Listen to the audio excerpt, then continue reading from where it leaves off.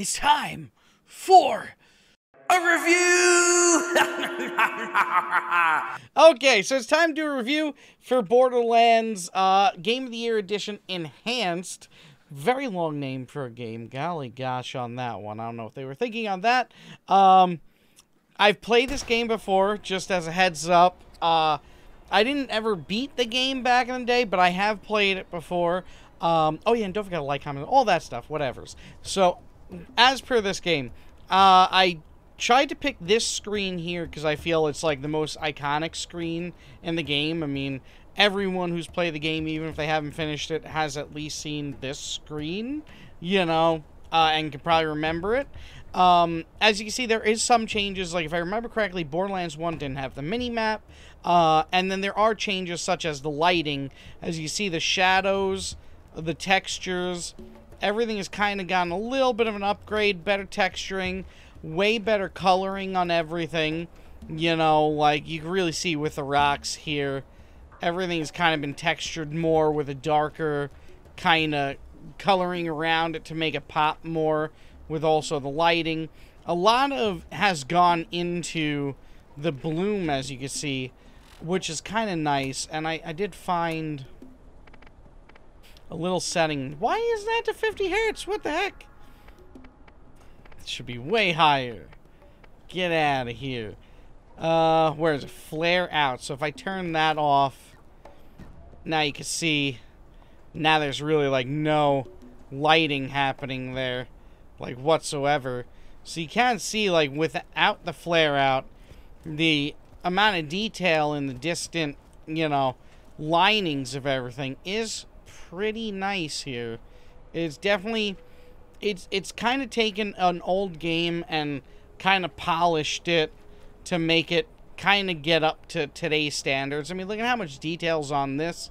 Really looks like a comic book come to life, which is kind of cool.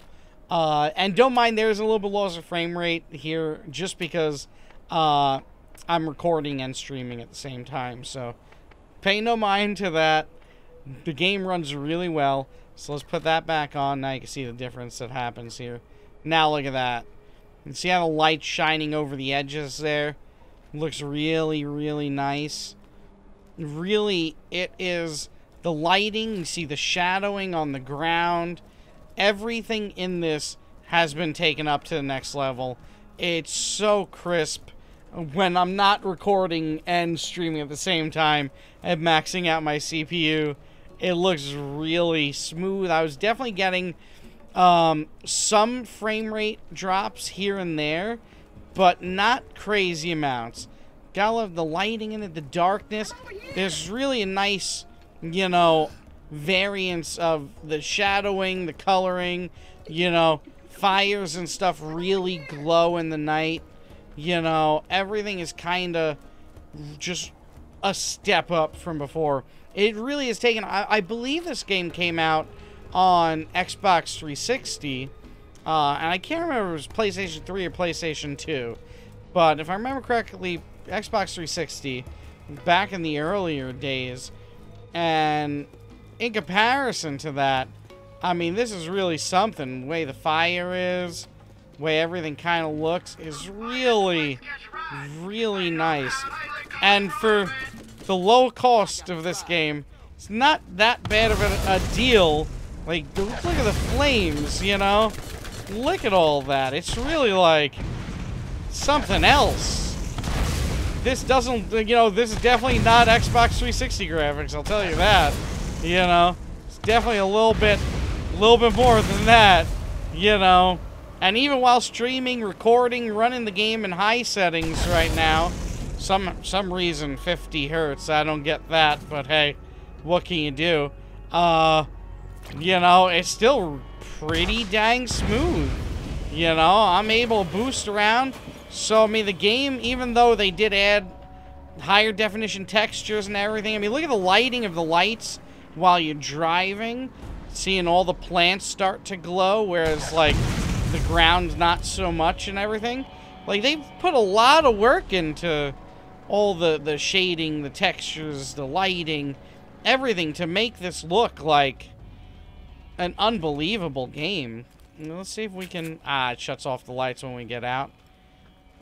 Unfair. But, alright, so you take all that into account. It's pretty good. But, I will say, though, I remember the first time I played this game. And... Just getting away from those guys, and they're shooting. So, I remember the first time I played this game, and... there were quite a few glitches back in the day. You'd run into quests that would break, you know, and maybe sometimes you get stuck on a random just spot where it's just like, oh, there's an invisible wall here, and that's just your new home now. I will say I already ran into one of the quests was just completely broken. Where is it? TK's life and limb. So, TK Baja's leg is lost to me. It's dead to me forever. No more TK Baja leg for me. Just because it just won't spawn. I made the mistake of drawing the monster outside of the area, I guess. So now that leg's just not going to spawn. So they put a lot of work into the textures, the look, the lighting, the everything. They're running smoothly. For the most part, I will say. But they've kind of forgotten that one thing of, you know, fixing all the quests. And this early on in the game, you shouldn't be running into quests that are broken. I mean, after this many years, you know, maybe after you do, like, retexturing and everything, yeah, maybe some problems will pop up. That's understandable. But after this many years, and, you know, everything, I don't know. It's a little bit disconcerting, especially since, you know, they're re-releasing the game, and it does kind of feel like... okay, the retexturing and everything, it is really neat. It is really cool. But isn't it just a way for them to make extra money before they release Borderlands 3? You know, that's kind of what I'm wondering at this point of why this, why now? You know, the online co-op, really cool. It ran pretty smooth. I got into someone's game really quick. I'm sure there's a lot of people playing it and will be a lot of people playing it. You can open up your game and just have people come in and join you as well.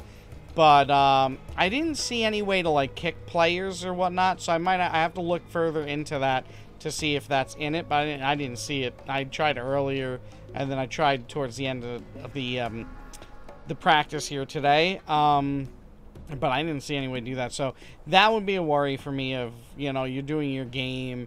and you don't want someone coming in who's just going to run far ahead and just start clearing things and whatnot. It would kind of suck. But it did seem to... one other thing I want to check is if it'll let me use my guns. So I was level 11. I got queued into someone's playthrough that was level 4. And I was starting to wonder if... am I going to take my guns with me? Like, am I going to be a level 11 going in there? And it seems like it let me keep my level 11 status, such as... you know, my turret ability and everything, but it didn't let me have my guns. So it just gave me 2 random guns. Sadly, it gave me, like, an okay pistol and then a sniper rifle, and I don't like sniper rifles. I don't even have any in my inventory. Like, I just sell them off and stuff. You know, so I don't understand why the game decided for me as a, what am I, a soldier? Dang it. I'm always hitting the wrong button and throwing out grenades. Golly. I'm pretty sure he's a soldier. But, you know, he's mainly with, like, shotguns and ARs. So it doesn't make any sense that, like, all of a sudden it gives me that. So that was a little bit odd to me. That all of a sudden it gave me, like, a sniper rifle. But now that I come back in here, it seems like I've got similar guns to what I had in that other person's playthrough. So that was a little bit of a letdown, because I didn't have a sniper rifle before going in there. So I don't understand how that happened.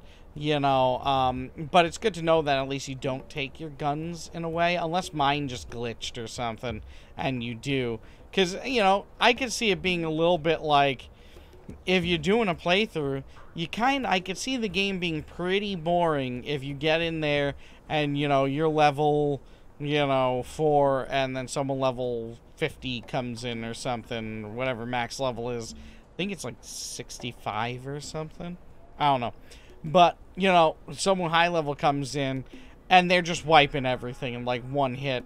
And a lot of the quests in this game are like, go here, kill 10 of this, go here, get 3 of this, go here. You know, so it's like without at least that feeling of like overcoming something, achieving something. I can imagine this game getting pretty dang boring. And if there is no kick ability, you might just get some high level in there is just going to wipe everything. And like, yeah, okay, at least you beat the game. But you beat the game on easy mode, and kind of what's the fun of that? What's the purpose of it at that, at that point? You want a little bit of a hill to climb.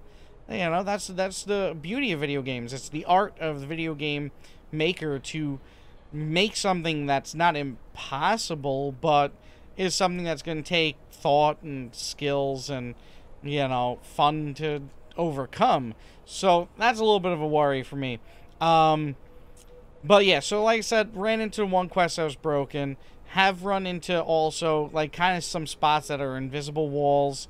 There seems to be a little bit of a memory leak in the game that, over time while I was playing it before, it did start, like, all of a sudden. I'll probably post the playthrough eventually, but at some point the frame rate of the game just tanked, and even though it wasn't showing up on my CPU, my RAM, my GPU percentage in Task Manager, which isn't the most amazing thing to tell you your percentages, didn't pop up there, but it was a little odd that was happening, and it was about at an hour and a half through, so, for a while's worth of playing, and then that happened. That kind of seems more like a memory leak type thing to me, that, like, over time the game's, like, deteriorating in a way. But since it is a new release, technically, that's kind of understandable and par for the course. So overall, I mean, I think the game is pretty worth, what was it, only $30 if you didn't buy it already?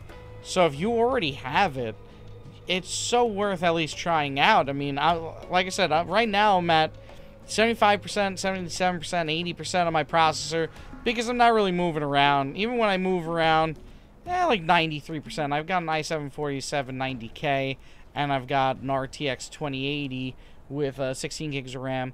So I'm able to stream, record, play the game, and I am using the new NVENC encoder, so take that into account too. And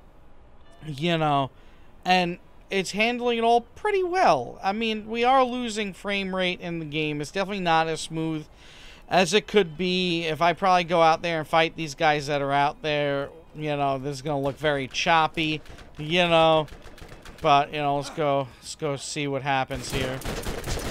So if I'm fighting him, not bad. The blood splatter and everything's kind of good. It's all just, it's Borderlands just with a new skin on it.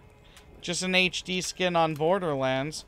Which kind of is, like, neat, with multiplayer and everything. I mean, we're losing a lot of frames here, as you can tell.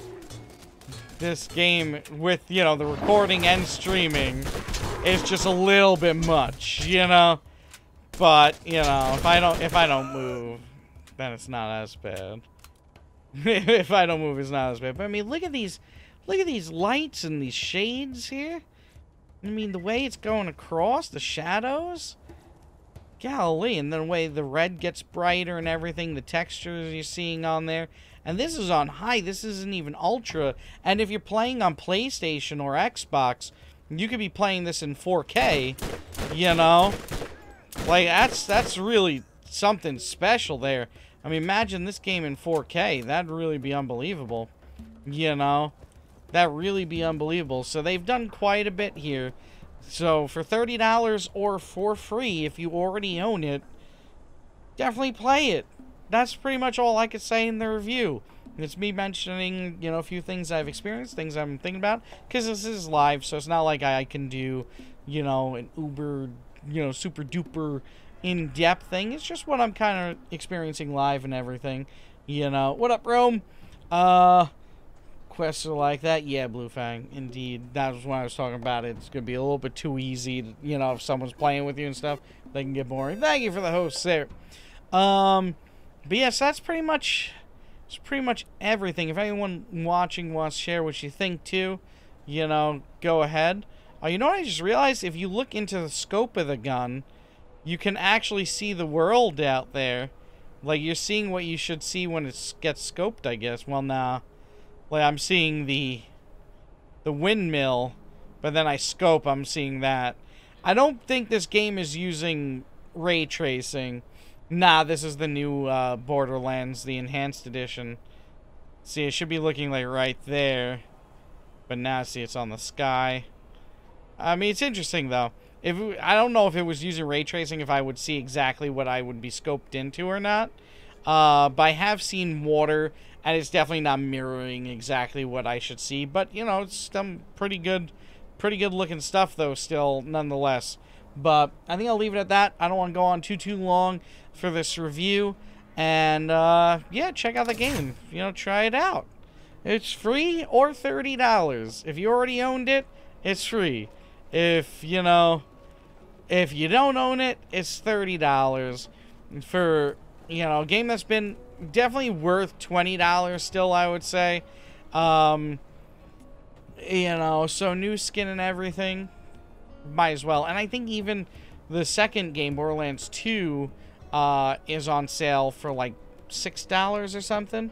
I think Blue Found, you said $6.99. There you go. See, there you go. See, he read my mind, man. Unagi. But click like, comment, let us know in the video. If you watch on YouTube, subscribe there. If you watch on Twitch, same stuff, except you can't like, but comment. Let me know what you think. I should Friday, Saturdays, Sundays, I do playthroughs, and I do a review at the end of every playthrough, if I do a playthrough for that day. Sometimes I do multiplayer games. I'm always down to group up. So come on by sometime. Bye-bye, bye-bye. Like, comment, subscribe, and follow if you dare.